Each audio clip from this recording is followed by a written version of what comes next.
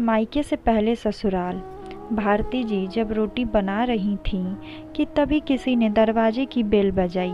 बेचारी भारती रसोई घर में अपने हाथों में लगे आटे से भरे हाथों के धोने तक लगातार दरवाजे की कुंडी बज रही थी। वह लगातार बोल रही थी, थोड़ा रुको, मैं आ रही हूँ। अब इस उम्र में वह भागकर जा भी नहीं सकती दरवाज़ा खोलने के लिए। जैसे ही उसने दरवाज़ा खोला और सामने देखा तो उसकी बेटी अदिति दरवाजे के बाहर खड़ी थी। तब उसे आश्चर्य हुआ कि कुछ बताया भी नहीं, मैंने भी नहीं बुलाया तो अदिति अचानक कैसे आ गई।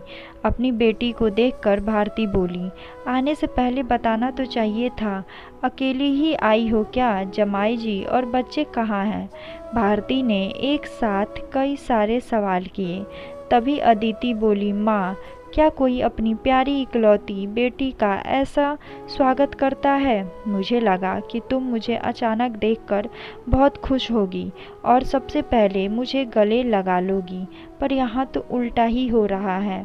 शायद तुम दुनिया की पहली माँ होगी जो बेटी को ससुराल से अपने घर आते देख खुश होने के बजाय चिंता में पड़ गई। क्या मैं अकेली इस घर नहीं आ सकती? क्या हमेशा दामाद और बच्चों के साथ ही आना जरूरी है? बोलकर अदिति घर में प्रवेश कर गई और अपना सामान रख कर बोली, भाभी कहाँ पर हैं? भाभी जल्दी चाय नाश्ता लेकर आओ, आपकी ननद आई हैं। बहू घर पर नहीं है, अपने मायके गई है, माँ ने कहा। अच्छा, इसलिए तुम घर संभाल रही हो और खाना बना रही हो? माँ, तुम्हारी बहू के तो बड़े ठाठ हैं। बहू मौज से घूम रही है और सास घर संभाल रही है। देखो ना, अपने बहू के आने से पहले ही खाना बनाकर रखा है। उसे घर आकर कुछ भी काम करने की ज़रूरत ही नहीं पड़ेगी। बड़े नसीब लेकर आई है आपकी बहू। और एक मैं हूँ जिसे उसकी सास कभी एक गिलास पानी भी नहीं पूछती। अदिति ने ताना मारते हुए कहा, बेटा, प्यार और इज्जत ऐसी चीज़ है जो हम पहले किसी को देते हैं, फिर उससे अपेक्षा रखते हैं कि वह भी हमें वापस दे। माँ ने उसे समझाते हुए कहा। माँ ने आगे कहा, हर एक लड़की को अपने ससुराल में जगह बनानी पड़ती है। वहाँ कुछ भी आसानी से नहीं मिलता। तुम अपनी सास से एक गिलास पानी की अपेक्षा करती हो। तुम तो उनकी बहू हो। तुम बहू हो, फिर भी तुमने कभी उन्हें एक गिलास पानी दिया है क्या? तुम शादी के बाद ससुराल में रही ही कितने दिन? जब तुम्हारे मन को लगा तब अपनी बैग भरी और सीधा मायके आ जाती हो। मायका और ससुराल एक ही शहर में है।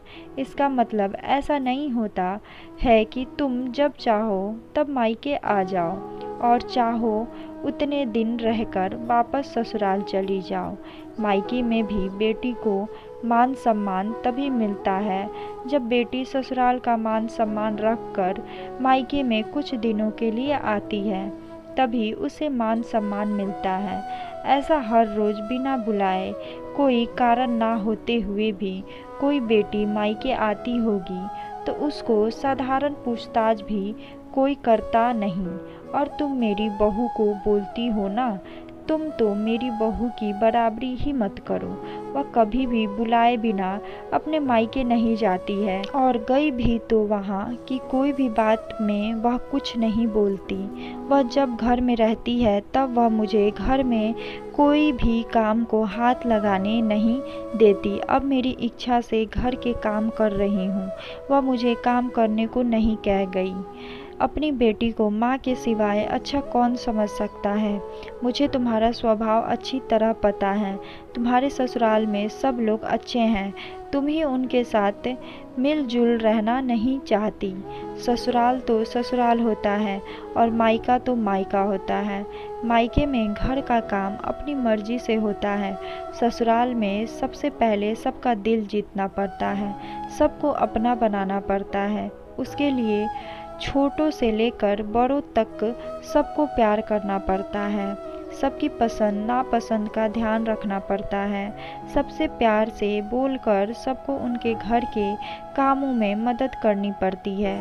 तभी सब लोग घर में आई नई बहू को स्वीकार करते हैं, उसे अपना मानते हैं। तुम जिम्मेदारी लेने के लिए तैयार ही नहीं हो, इसलिए रोज रोज मायके चली आती हो। यहाँ आकर भी वही करती हो। अभी भी बात देख लो, घर में कदम भी नहीं रखा, उतने में भाभी को ऑर्डर देना शुरू कर दिया। भाभी मुझे चाय नाश्ता लेकर आओ।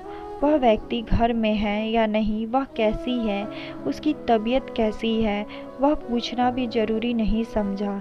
घर में आए मेहमान की मेहमान नवाजी होती है, पर उनका बर्ताव बोलना सामने के व्यक्ति को पसंद आया तो मेहमान नवाजी ना मांगते पूरी होती है। पर तुम्हारा ऐसा बर्ताव मुझे ही पसंद नहीं आता तो तुम्हारे ससुराल के लोगों को कैसे पसंद आएगा।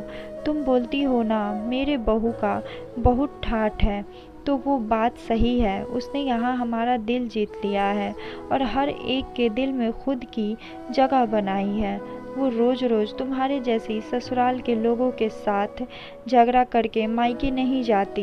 इस वजह से ससुराल और मायका दोनों जगह उसकी इज्जत होती है। जब तक उसे अपने मायके से बुलावा नहीं आता तब तक वह जाती नहीं। आज माँ ने ही अपनी बेटी को उसके बर्ताव के दोष दिखाए, क्योंकि उसे लगता था कि अपनी बेटी को अभी नहीं समझाया तो वह उसे कभी नहीं समझेगी। तब तक बहू भी घर आ गई। उसने अदिति को देखते ही वह बोली, अरे दीदी आप कब आई? मुझे फ़ोन किया होता तो मैं जल्दी घर आ गई होती ना। इस पर अदिति बोली, नहीं नहीं भाभी, मैं वापस जा रही हूँ। अभी ही मेरी सास का फ़ोन आया था, उनके सीने में दर्द हो रहा है, मुझे वापस जाना है, आऊँगी वापस कभी यहाँ। बोलकर अदिति अपना सामान लेकर चली गई। तभी उसकी भाभी ने उसे रोकने का प्रयास किया, पर उसकी सास ने ही अपनी बेटी को रोकने के लिए मना किया और अपनी बहू को बोली, बहू जाने दो, उसे पहले अपना घर संभालने दो, उसके बाद उसे मायके में आने दो। तुम भी किसी के नहीं बुलाने पर तुम्हारी मायके जाती हो क्या? तभी बहू भी समझ गई कि सास ने उनकी बेटी को जीवन का पाठ पढ़ाया। काफ़ी महीने हो गए अदिति का फ़ोन नहीं आया था। वह खुद भी मायके नहीं आई, इसलिए उसकी माँ ने उससे फ़ोन किया।